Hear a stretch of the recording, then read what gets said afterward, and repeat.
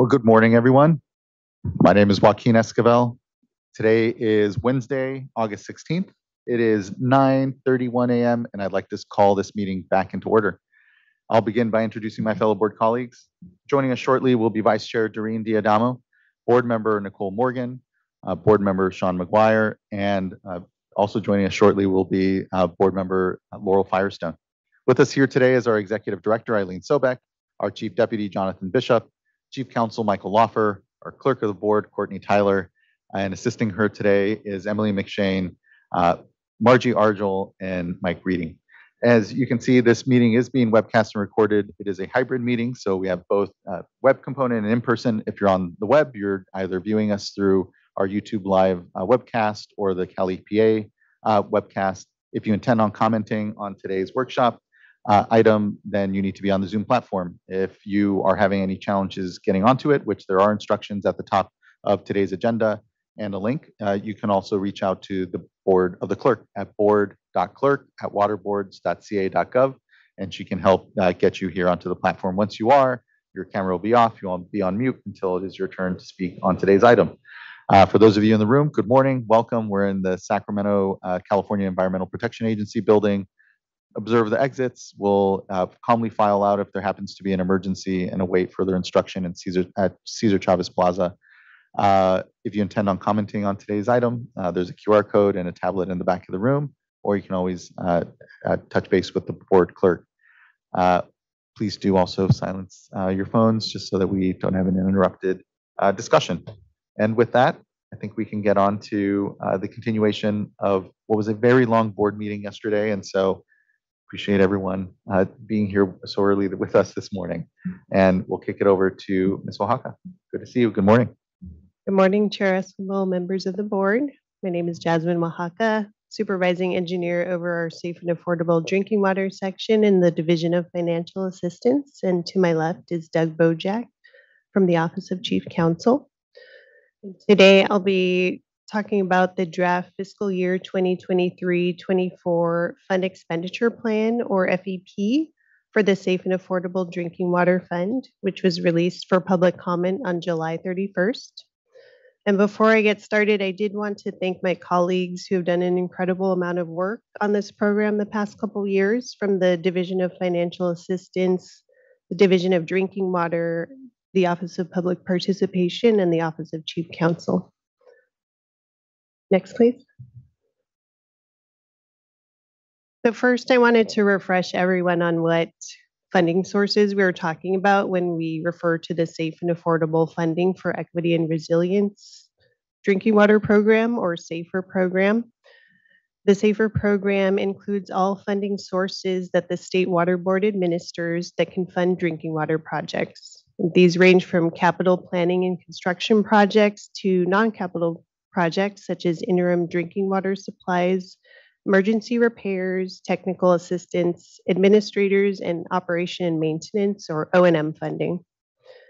SAFER program's various funding sources include a number of general fund appropriations for drinking water infrastructure, addressing per and polyfluoroalkyl substances, or PFAS, and other urgent drinking water needs.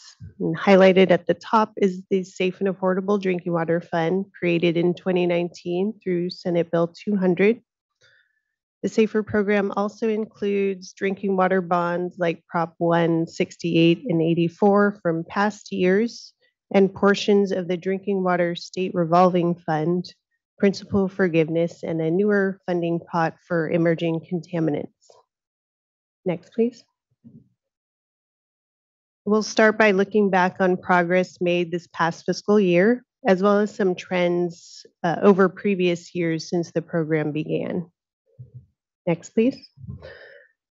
So now talking specifically about the Safe and Affordable Drinking Water Fund, this chart shows a breakdown of fiscal year 2022-23 committed expenditures by solution type. I'll be spending a few minutes on this one. The black text is what we committed this last fiscal year, and the grayed out text in parentheses is what was targeted in last year's FEP. The key highlights going clockwise are that for interim water supplies and emergencies, there was a total of 17.4 million committed. The largest investments included a co-funding agreement with the Tule Basin Water Foundation to complement their work under CV Salts and new countywide programs in Imperial and Shasta counties. For technical assistance, there is a total of 78 million committed. This is the highest amount for any particular type of solution. Funds were committed to 5 new TA providers, which significantly increases our TA capacity across the state.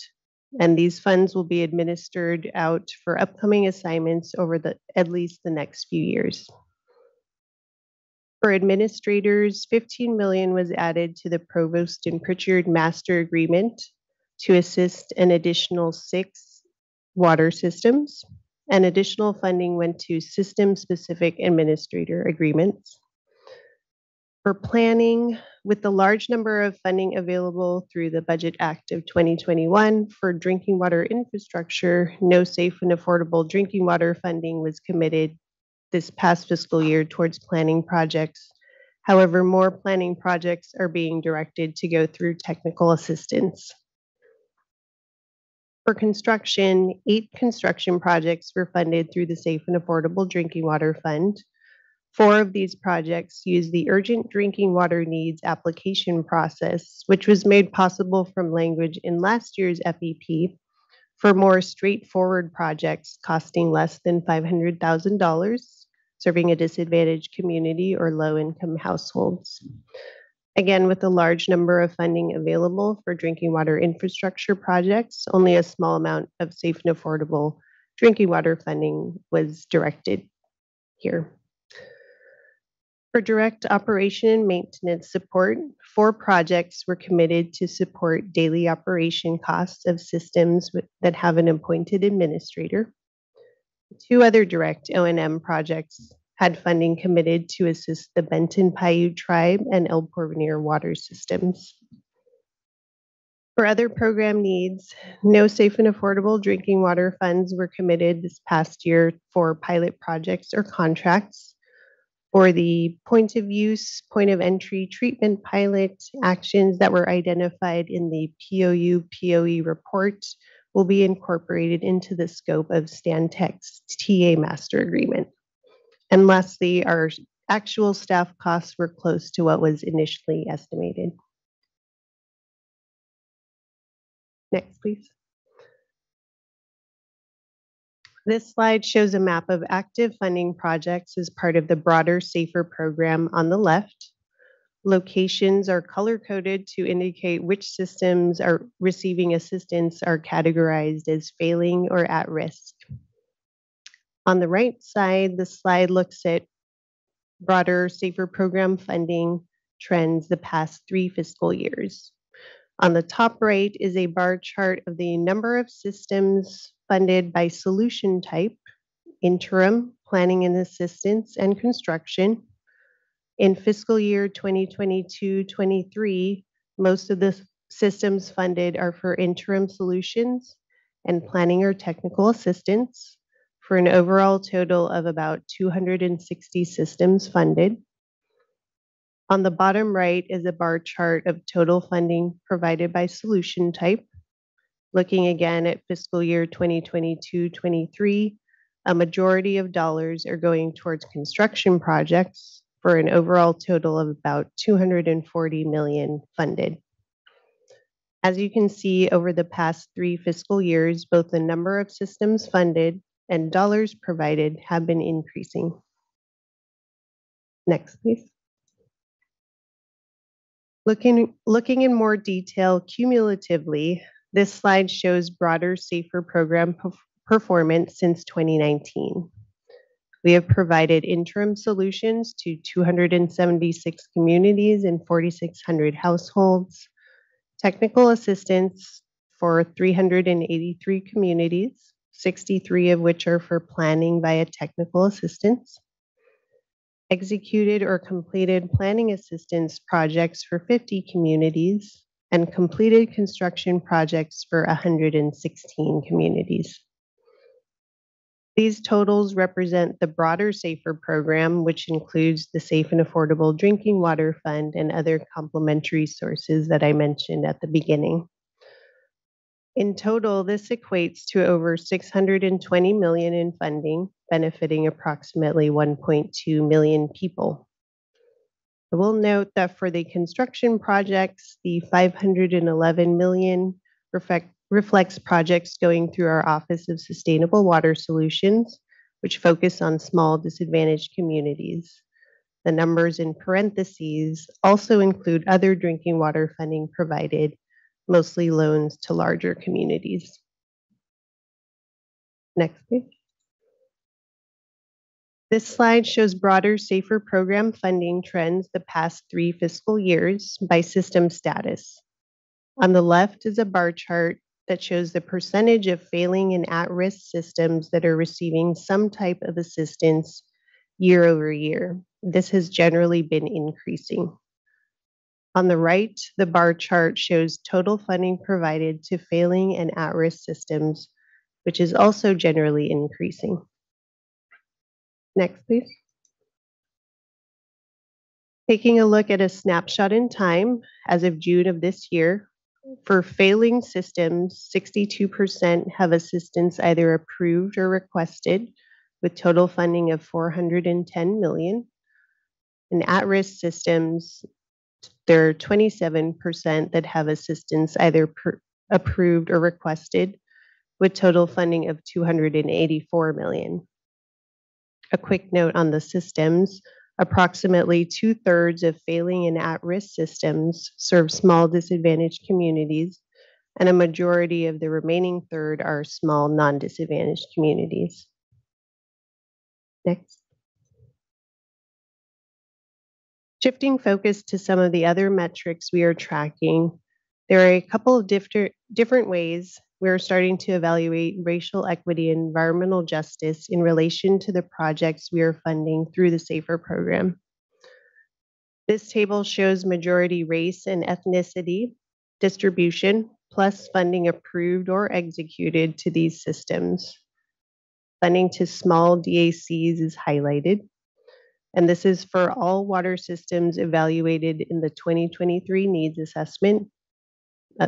This is the universe of water systems, failing systems, and at-risk systems. We will continue to look at trends as we gather more data year to year, but I did want to note that a majority of the water systems are predominantly while a majority of the water systems are predominantly white, 69% of funding to small DAC failing and at-risk systems is benefiting Hispanic dominant communities.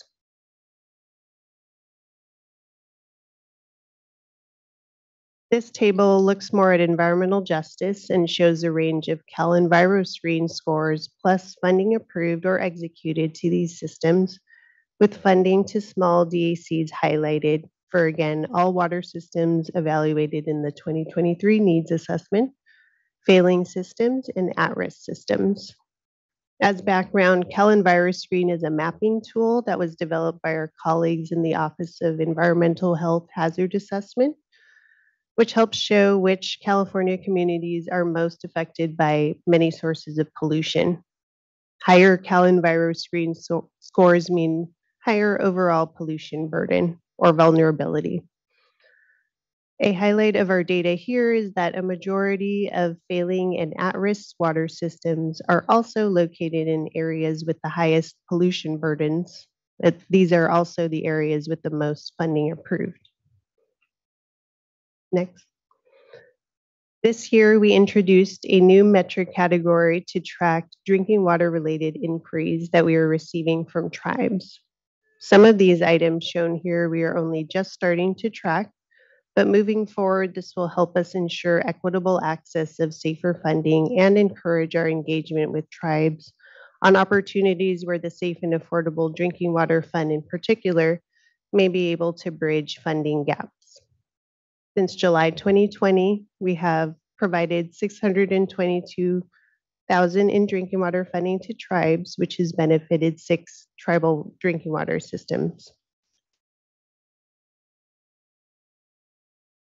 In terms of process improvements, specifically those that will impact administrative efficiency of the funding process, we are excited to be kicking off the Expedited Drinking Water Grant Funding Program, or EDWG, which had its guidelines adopted by the board in March of this year.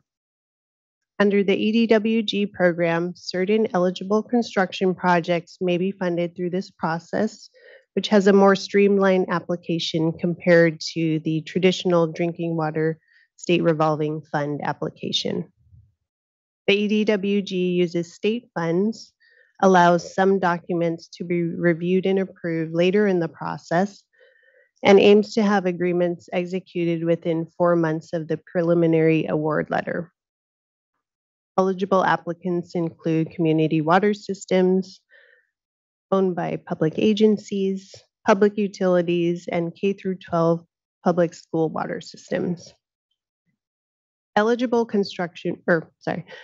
projects include construction projects eligible per the drinking water SRF policy and intended use plan, with a focus on small communities. Projects should address high priority public health or water supply and reliability issues, category A through D, or enable consolidation with a maximum of $15 million per project. 3 initial rounds of the EDWG program are in progress, with the first phase of funding agreements expected to be executed this fall.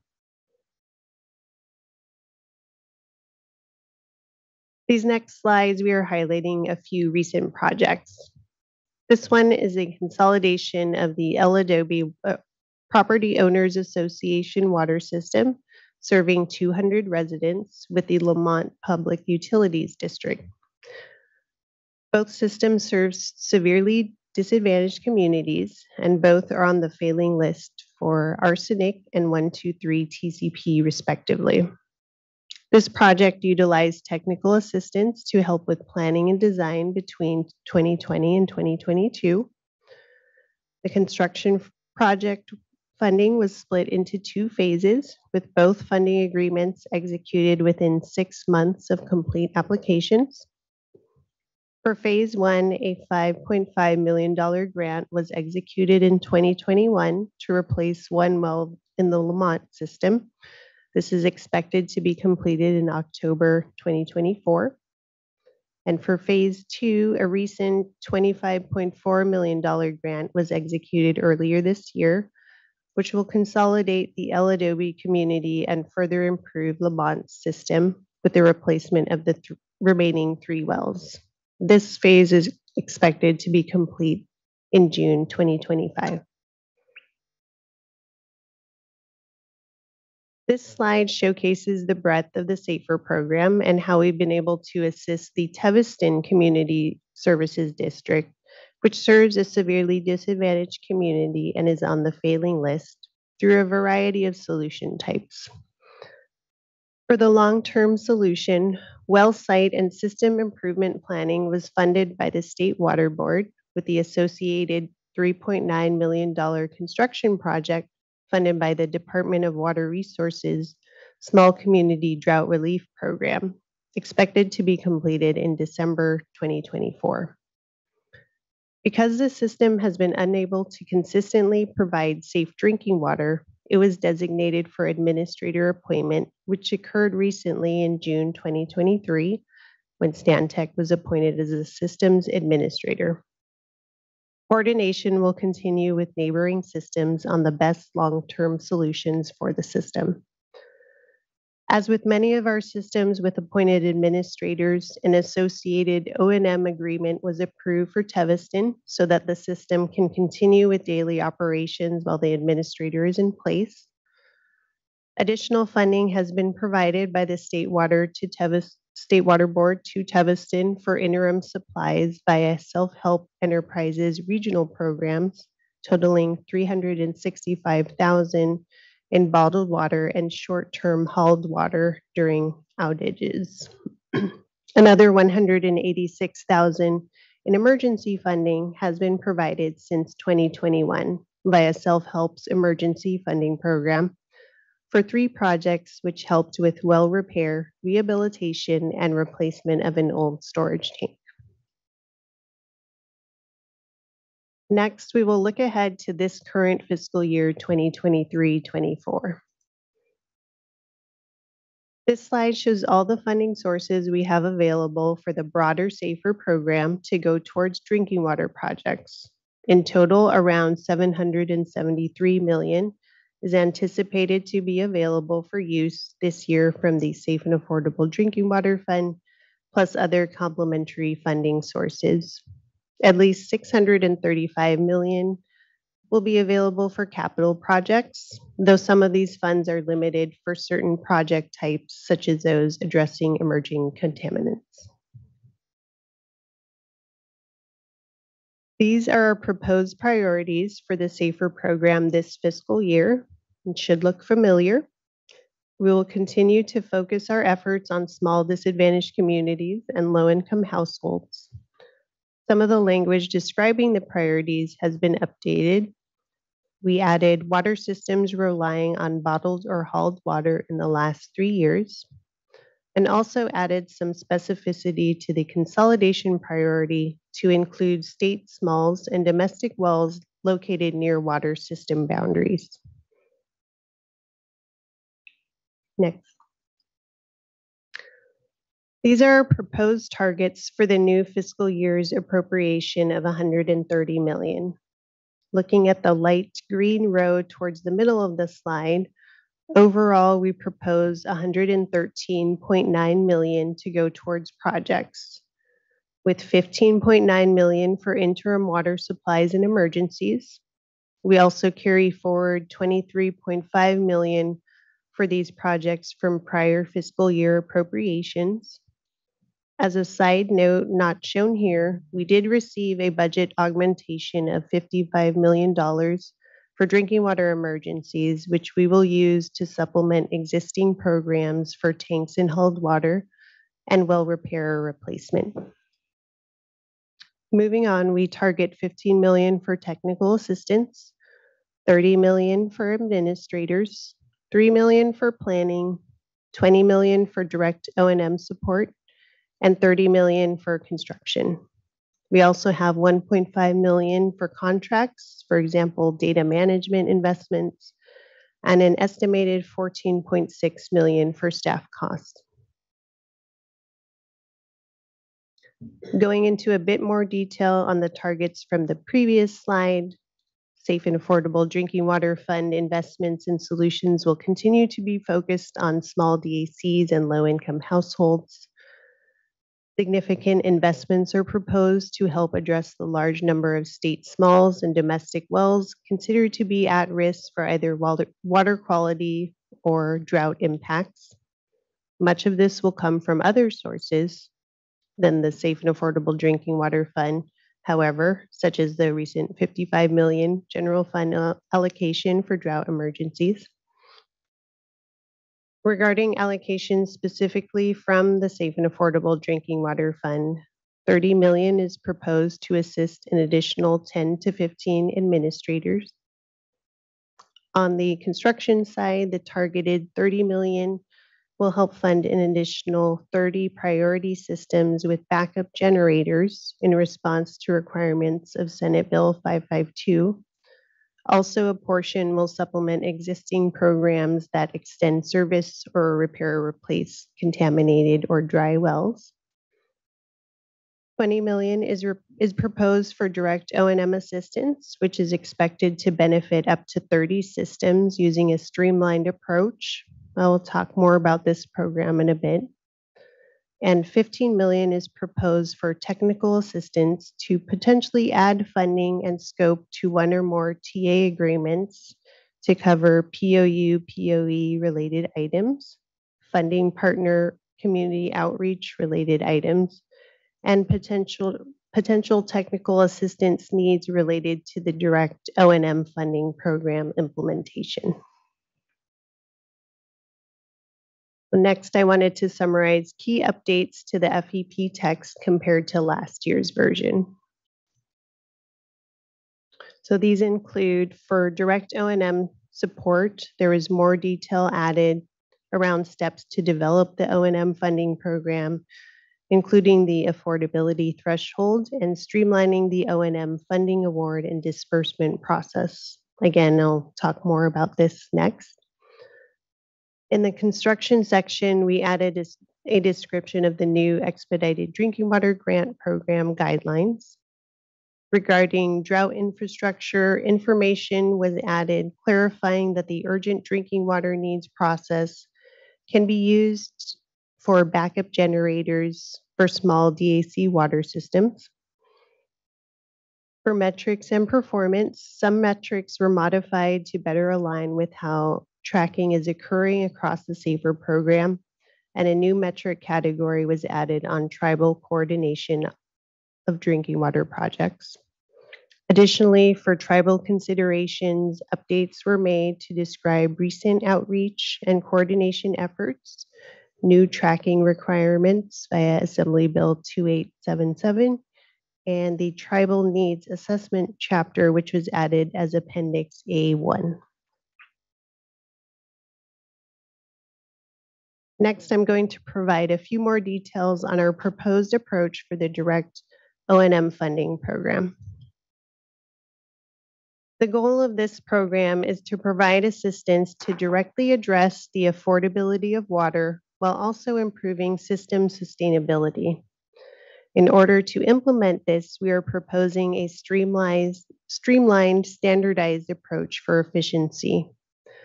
We will also continue to utilize O&M funding to assist with voluntary consolidations and provide interim O&M funding for water systems that have been appointed an administrator. The direct O&M funding guidelines will be considered as an appendix to this year's fund expenditure plan. At this time, the program is envisioned to have 2 tiers. Tier 1 statewide prioritization will target a short list of systems with water rates above 2.5% of the community's median household income, or MHI, and a high affordability burden per the 2023 Drinking Water Needs Assessment. Funding provided will help lower the existing rates down to 2.5% of the MHI and also help the system establish an operating reserve account. As part of conditions to receive funding, the systems will be expected to conduct a feasibility study on potential improvements to reduce operating costs, and technical assistance will be available for this as needed. For Tier 2 case-by-case assistance, individual requests will continue to be considered for O&M funding. Some potential example scenarios where this may be considered would include water systems with existing debt burdens, where revenue collected is less than the operational costs and water service is likely to discontinue. Water systems owned by California Native American tribes that can demonstrate an O&M need. K through 12 public school water systems and other small DAC water systems facing unique affordability challenges that are otherwise not part of the initial round of Tier 1 systems. For the fiscal year 2023-24 funding target for direct O&M, $20 million is proposed to fund up to 30 new O&M funding agreements, each with 3-year terms with our existing staff resources. For timing, we expect the direct O&M guidelines to be adopted as an appendix to the fund expenditure plan when it's considered for adoption this fall. Shortly thereafter, we hope to move forward with noticing eligible Tier 1 systems of funding availability, similar to the approach with the EDWG.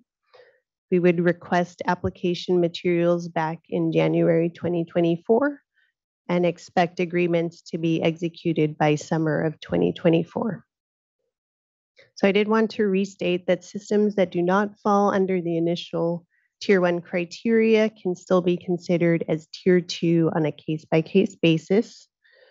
Additionally, O&M funding will continue to be available to assist with voluntary consolidations, as well as for interim O&M funding for water systems that have been appointed an administrator. Lastly, I will go over the next steps in our FEP process. So for our timeline here, the draft is posted for public comment and closes on August 30th.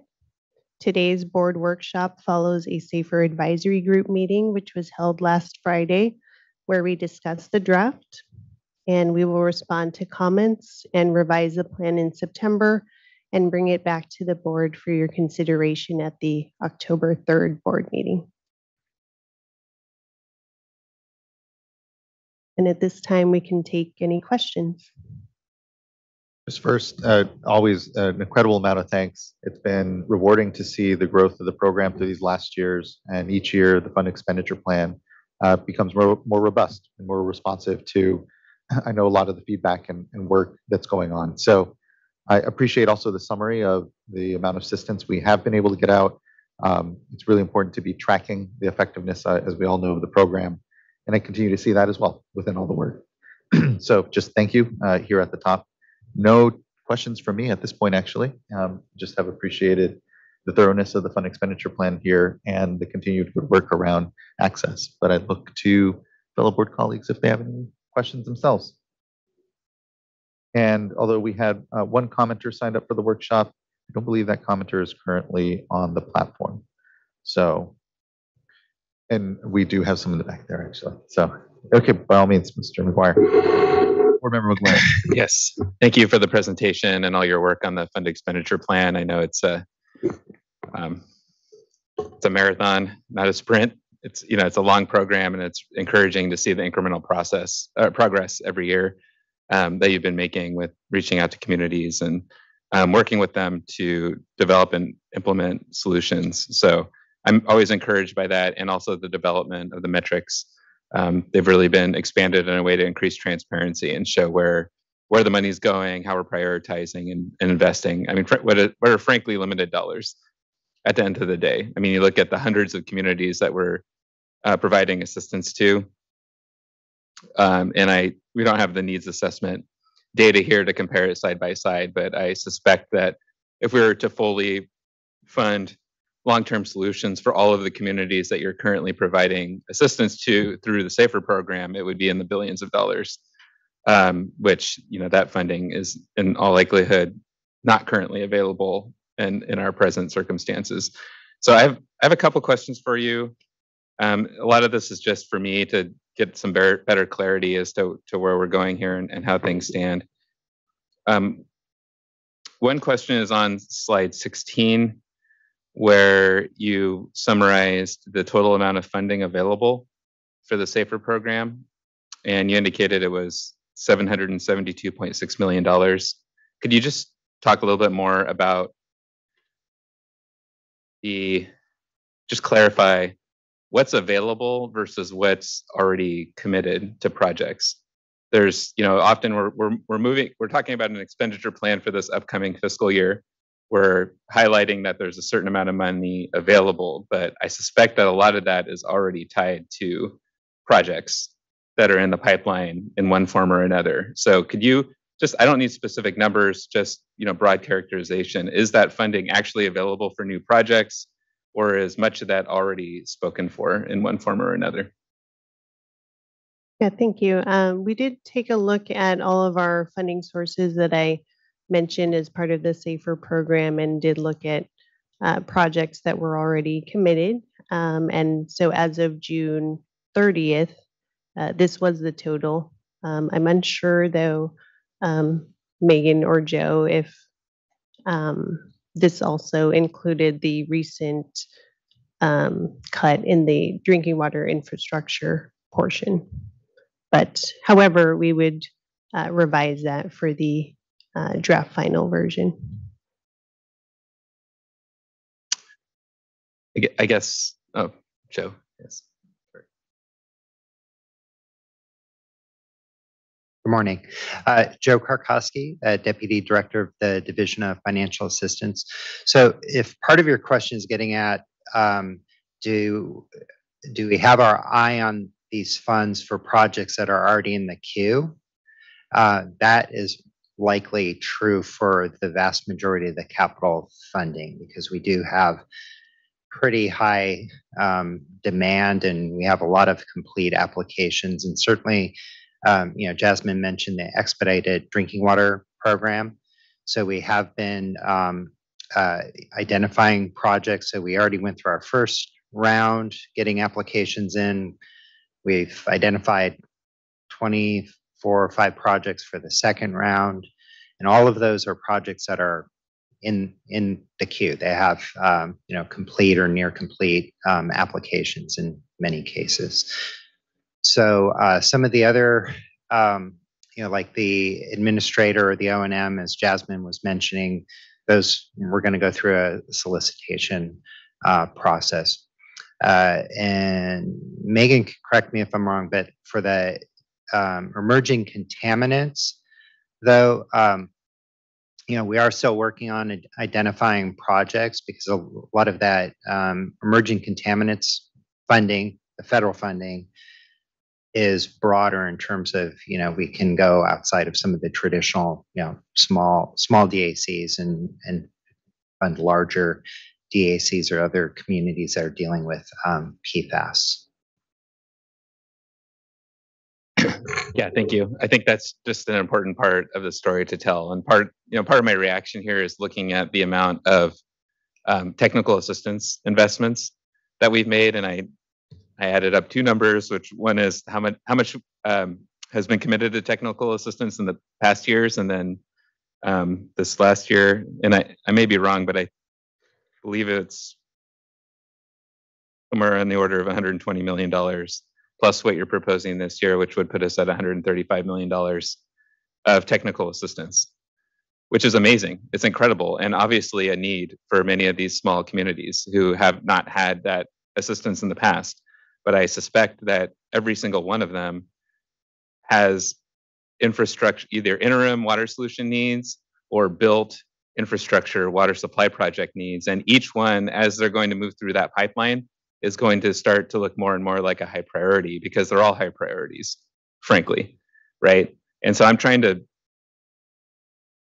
match this up with the funding that we have and the reality when we're looking at the SRF program and its reductions in funding that are being contemplated right now at the federal level, when we're looking at the state budget and not being in such a rosy situation as we were a couple of years ago. Some of the funds are tightening up there, and don't really know what the future has in store for the next few years. So I just think it's important for us to just be as clear as we can about setting expectations for the types of funding that we actually have available for projects.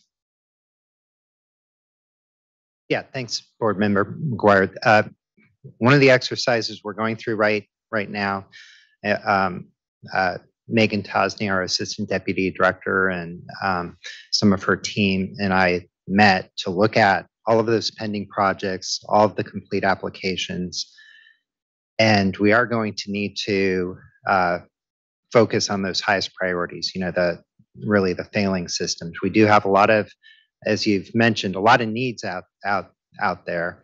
And so in terms of managing expectations, that's exactly what we've talked about. And we'll come back to the board as we go through that exercise and brief you all on what that actually means in terms of, here's our portfolio, here are the complete applications we have, here's what we can do with the funding, and here's how we're prioritizing within the existing policy framework that you've provided to us.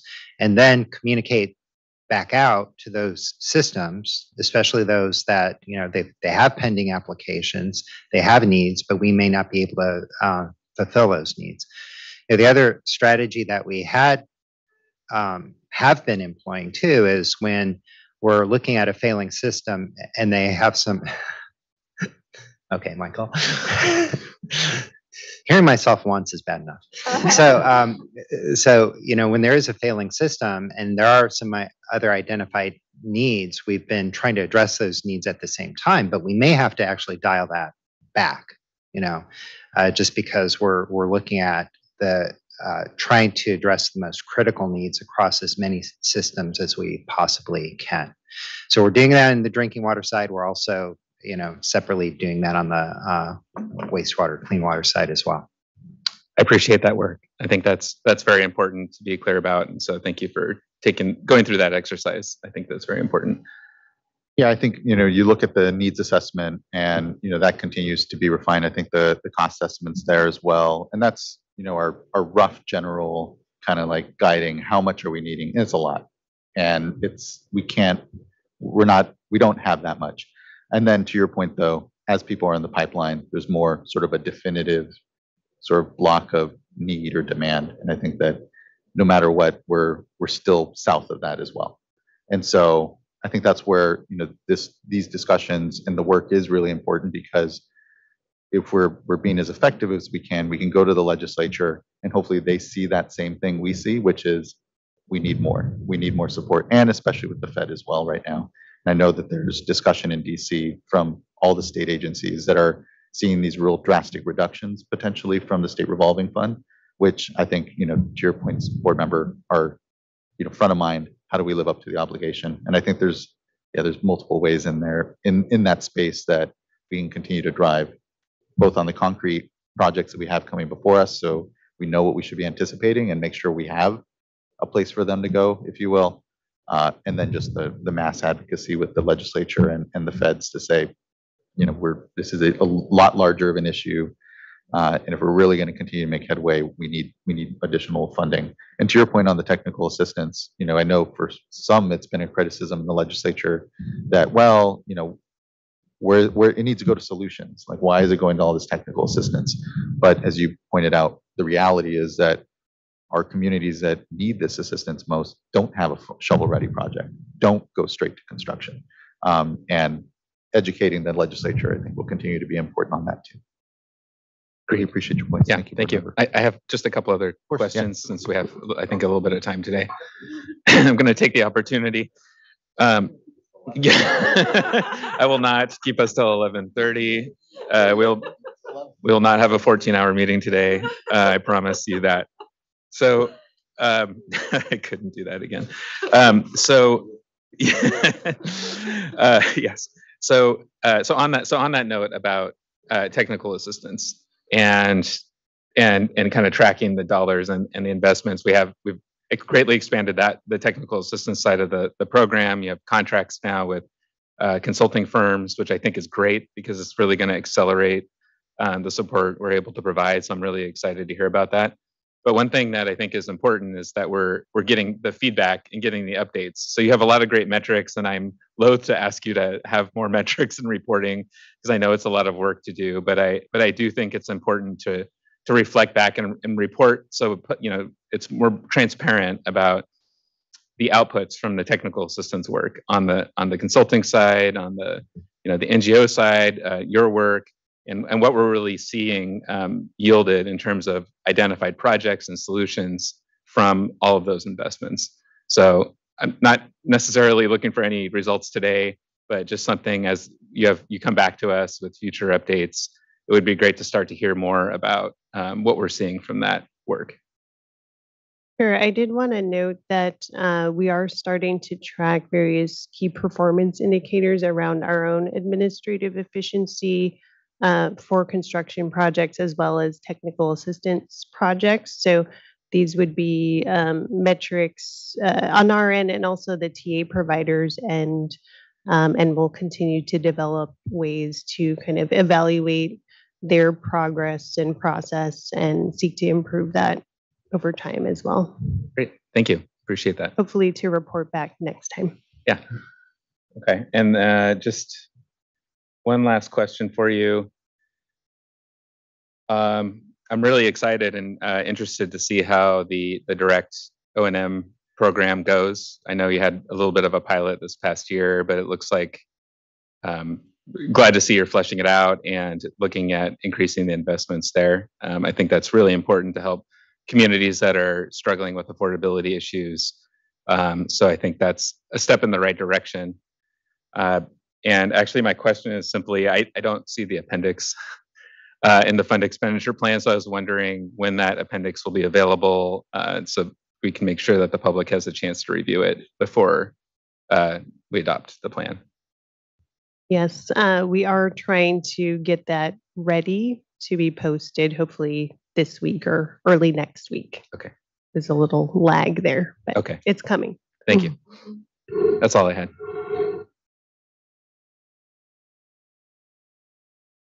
Board Member Firestone. Thanks. And I'll add, thank you for those are great questions and a really good discussion. And don't need to repeat them, especially I think we're all not at our most clear after the board meeting yesterday. But two questions I have. One on the operation and the O&M program. You talked about soliciting with that kind of tier one, and I'm just, this also would be the first time we'd have an application like this. And I know we're trying, we've learned things from the first few years and also probably from the arrearages program to some extent. Can you talk about the process that we are hoping to use, or, this may be something to get also feedback from public comment on in terms of reaching out to those systems and supporting the application process, but also just refining or getting feedback on how the application, the ease and efficiency of being able to fill out the application? Sure. So we are hoping to kind of take a look at those systems that meet that criteria of greater than 2.5% of the community's MHI plus the high affordability burden. I believe there are about 50 or so systems that fall into that category. Due to our staff resources, we'll further whittle that down, likely based on those on the failing list, but we're still discussing that. But going back to the question on the application, we're hoping to kind of mimic the EDWG in a way. And so we would identify the systems we'd be targeting and then send them kind of a letter noticing them of the funding availability and the documents that they can fill back and return to us by a certain date. And then we kind of move through the process that way, if that makes sense. Great. Yeah. And it would be great to get feedback from folks on, how we can make that work most effectively, because it's both on the outreach and the application side, since this is going to be a lot of learning.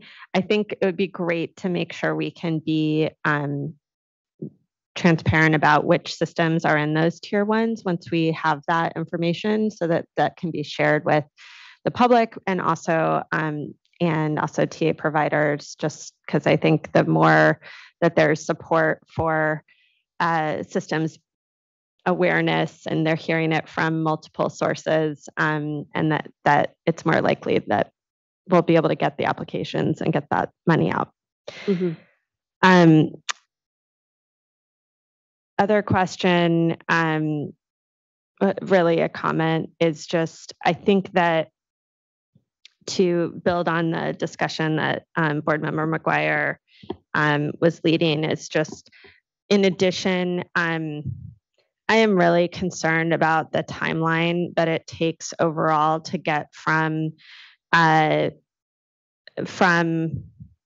not having safe drinking water to having safe drinking water. And I think we all know there are so many reasons why that takes longer than anyone wants. There's some things that we have control over at the board. There's a lot that we don't. And really what we're relying on is implementation from third parties, often in terms of designs and specs, application materials, responsiveness, and also just ability to work together on the ground to do things like land acquisition and consolidation agreements. So that said, I think I know staff are starting to do this. I'm working with staff on it, but I just wanted to flag here, the more that we can, especially for those communities that haven't had safe drinking water for a decade or more, of which there are way more than I think we even have understood in the past. But I think now that we really have a good understanding of that, and recognizing all those complexities, really leaning into how we can accelerate that as a collectively, with everyone involved in the project, looking at all the steps involved and how we can cut the timing on that. It's just not okay if a community has had unsafe drinking water for a decade. It can't take another 10 to 15 years to get them safe drinking water. But I think to Board Member McGuire's point, we may not have funding then, by the time we get a full construction application. And if it's taking that long, taking 5 years just to get that, we don't know. And so that urgency is something that I know there's always complexities and setbacks, and I think we all understand that. But if we're coming into it, setting that bar and expectation in everything we do, both for ourselves, but also those third parties and communities, all hands on deck, that I think then we'll be able to get where we need to go and sort of do justice to the communities of California, as well as really the intention of the SAFER program. So I appreciate staff on that. It's really more of a comment that I think we're in a different phase now. This program is, developed, has been really, I think, impressive in all the resources and thoughtfulness, metrics, processes that we're bringing. And I think now it's time to really, and as you said, we have hundreds and hundreds of systems working on technical assistance. And I think now the time is to really lean into that accelerating getting safe drinking water on the ground. Yeah, I share that concern with both board members very personally as well. And I think that I've appreciated what I know is a shift in focus and a lot of work. And so I want to acknowledge that. And I think part of the strategy, as I understand currently with working with staff as well, is, we're really focusing on a tranche. Like, let's get 20 priority systems through at a smaller scale, quicker, faster. And I think that that's part of it, because there are hundreds of systems. And if you try to accelerate and prioritize hundreds of systems at the same time, you're left with what we have. And so acknowledge that as well here at the dais, and with the ongoing work with staff, which I know is a large part of this as well. So thank you. Other board colleagues, any other comments to add to that? Questions? We have a couple of commenters as well. We can start with Mr. Oriana. Good to see you.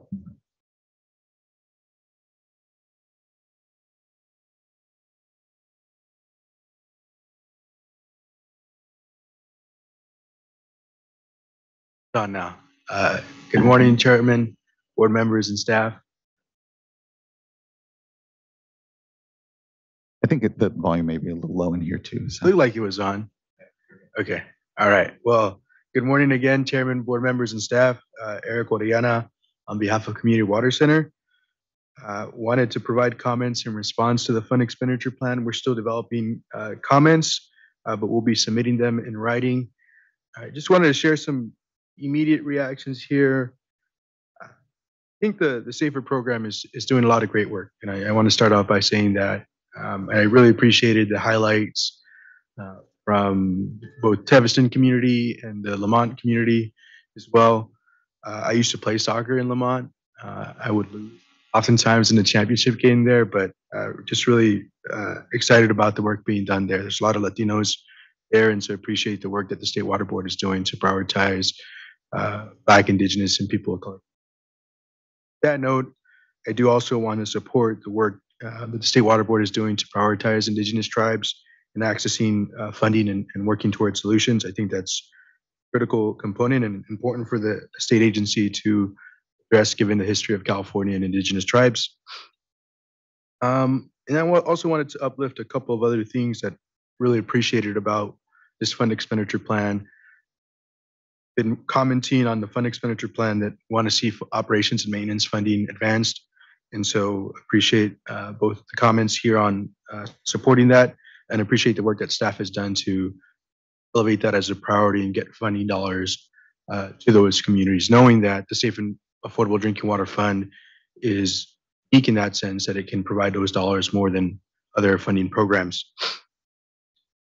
I believe this is the intent, and we got confirmation during the Safe Advisory Group that this is the intent, and I'm hoping to see that when the appendix comes out. I just want to confirm and reiterate our support for the O&M program, reducing rates to 2.5% median household income. Hope to continue to see that as part of these program guidelines. Another thing that's really, really great work and something we've been asking for is to provide an update on the funding process improvements that the State Water Board staff have been doing. A lot of comprehensive work was done into that, a lot of information that we're still digging through and that I think is relevant for both the SAFER program and for the other SRF programs as well. So I know some folks from the SRF Stakeholder Advisory Group will be having those discussions as well, because I think those are really important discussions that we need to have at the State Water Board, and I'm happy that the State Water Board is having them. In conclusion, I wanted to support a lot of the work that's being done for domestic wells. There's been an expansion of support for domestic wells. It's been unfortunate that we haven't had a lot of support for domestic well communities at a local level, from local counties to groundwater sustainability agencies, just actors within local communities not really stepping up and supporting the domestic well needs across the state. And so the State Water Board has been stepping in and doing a great job there. Board is working with RCAC to partner on a program to support middle income residents who are just above the funding threshold. I remember speaking to a resident who was a few $1,000s above the threshold and concerned about not being able to fund a solution. And so just super thankful for the work being done there. As part of the fund expenditure plan, there was also a mention of looking into the feasibility of a statewide well sampling program for both domestic wells and state small water systems. I think that is still something we would like to see and hope and encourage staff to prioritize that this year. There's still a lot of data that we don't have around state small water systems and domestic wells. That data I think is crucial. And so applaud that being mentioned in the fund expenditure plan. And then this last comment is around some thoughts we've heard from community partners, which is there still is a desire to see more domestic well consolidations across the state. I know we're having discussions around the limitations of funding that's out there. But in terms of biggest value, I think domestic well consolidations provide that. It provide long-term sustainability for communities that have not been prioritized in the past. And so just wanted to share that as a priority. And with that, I think particularly including more metrics around domestic well consolidations as part of the funding process improvement, tracking those metrics would be important as well. With that, I appreciate your time and appreciate the opportunity to provide comments. Thank you. Really appreciate your time and engagement on this and continued. And you know, when Mr. Oriana brought up the advisory committee, what reminded me is that it might be good to actually get an update kind of from them at some point. I think, you know, I've had an opportunity to attend here and there some of the meetings, but might be helpful to elevate some of the discussion and members of the committee to the board for an informational item. I think it'd be good to hear from them directly as well. Thank you, Mr. Oriana. Next, I'd like to call up Daniel Coates. Good to see you, Ms. Coates.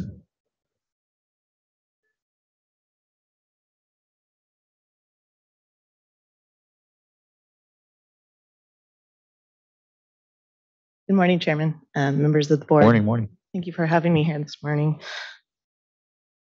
Going this morning along with the rest of the public. I just wanted to appear today to recognize the work that staff has done. I think this year's fund expenditure plan does represent a number of really important improvements.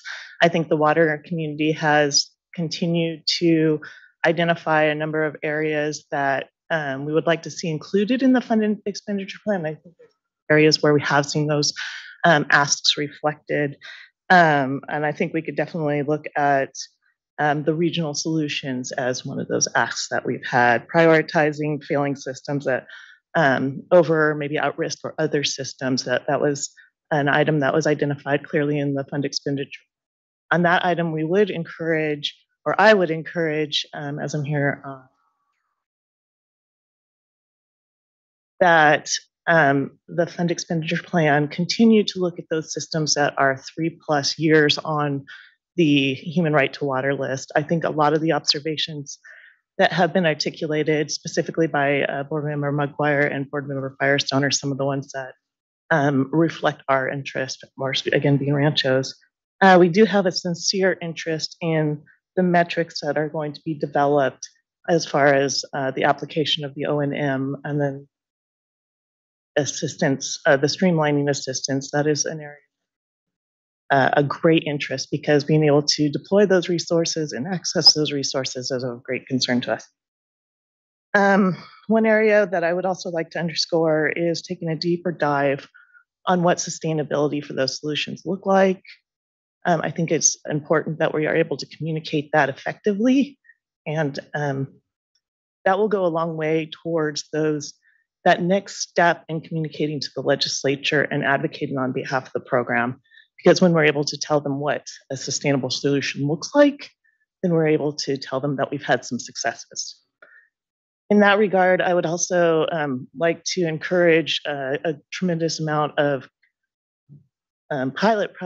case studies, like similar to what we've seen today. Having a portfolio of those case studies, again, will be really important to this effort and understanding what has been applied, where it's been successful, and if there's been any backsliding in the program.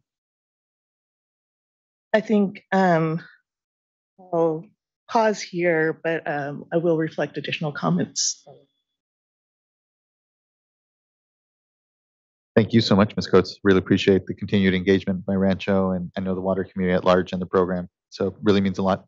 Appreciate the feedback. Thank you. Thank you. Colleagues. Board Member Morgan. Thank you. I just want to, thank staff for the, all the hard work on this program. And, I know it's grown a lot over the last few years since it started.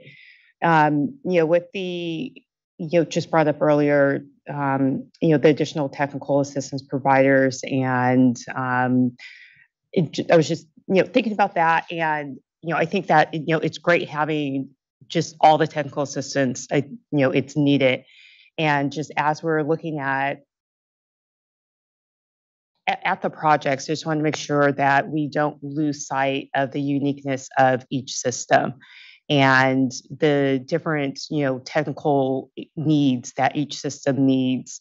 And when we're looking at streamlining, there's a lot of great work that has been occurring to streamlining the processes and moving things forward. But then as we're doing that, I want to make sure that we also recognize that systems, they are unique and they have unique technical needs, and that we don't go so far, which some of our streamlining efforts, to where we slow down a process, where we continue to recognize the intricacies of the system and we pull those two together and we find that right balance to where we continue to expedite the correct technical solution for each system. We right size those and we continue to move them forward. And I think also, which is, it's great to be looking at those failing and at-risk systems, because otherwise the list just keeps growing of those systems that are out of compliance and failing, and those that don't have safe drinking water, and to keep moving those projects also forward and finding the right technical solutions for those systems also. So just want to, thank you guys for all the hard work that you guys have put into this program, continuing to, improve it year after year and looking at, how can you, look back and learn and continue to make this program, more of a success each year. So, thank you. Thank you, board member. Any further discussion? This is just a workshop, so no voting item. So, but anything further that folks would like to discuss here, and or anything further, Ms. Oaxaca? Then we can wrap up this item and just appreciate again the discussion and look forward to the adoption of the plan and then ultimately just the continued iteration, I know, of the discussion we continue to have here. So thank you. Appreciate the work. And that concludes item number 10. What we still have on our agenda is board member reports from yesterday, which we held over because no one wants to hear a board member report at nearly midnight. So any board members would like to kick us off? Circling back here to our agenda item number 9. I don't have a report, thanks. I also do not have a report. You? Okay, I think board member. Yes, I can go with my very detailed report, which is one item. So, and I actually mentioned this at the last board member report, which was that I told you I was going to be speaking at the Cal Nevada AWWA workshop on reuse and desal. And so I did do that.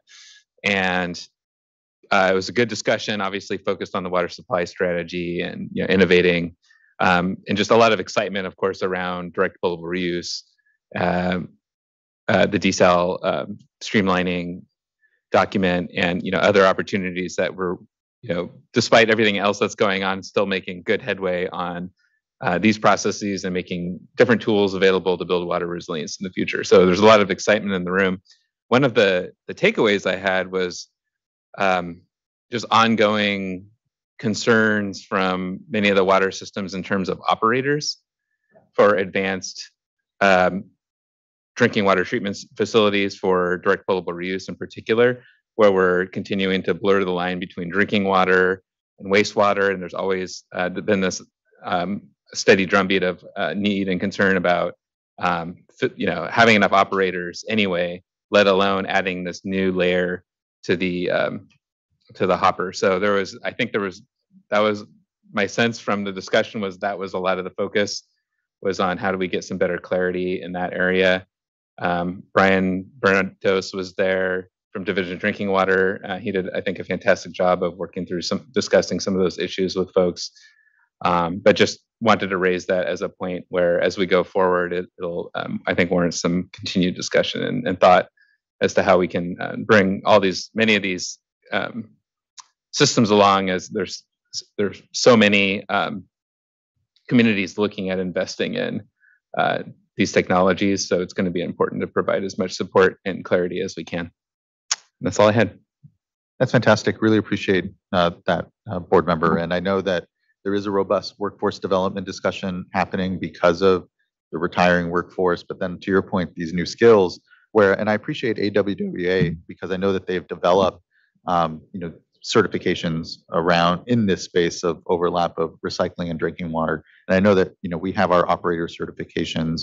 I think interoperability between the West, especially in some of our certifications, would be helpful. It's hard because we obviously have very different standards sometimes amongst the states, but I think that figuring out how we address that talent pool issue, I think, is great. So thank you.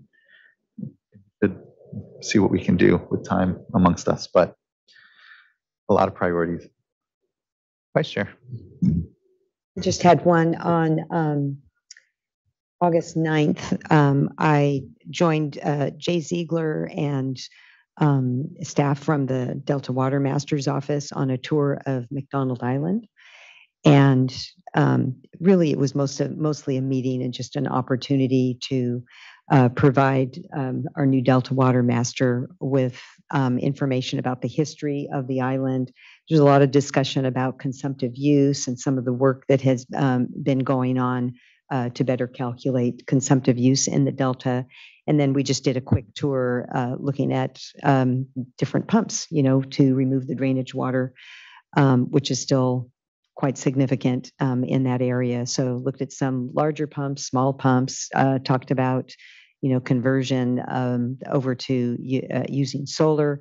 And then, although not the purpose of the tour, but there's a lot of turf in the area because there's one of the owners of Delta of McDonald Island is involved in, runs Delta Bluegrass, I believe is the name of the company. And so had an opportunity to look at quite a few turf fields and a trial that they have with bluegrass,